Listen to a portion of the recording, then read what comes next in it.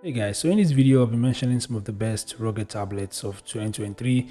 If you're new here, kindly subscribe and turn on notifications. So without further ado, let's dig in.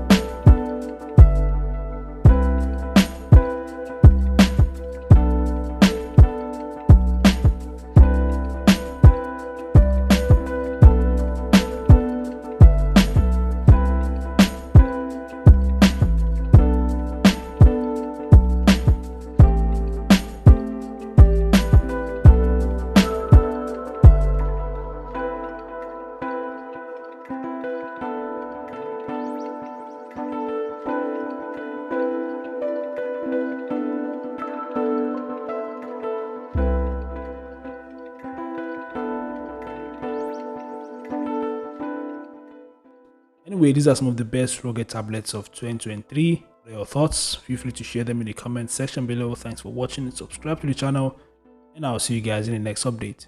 Peace out.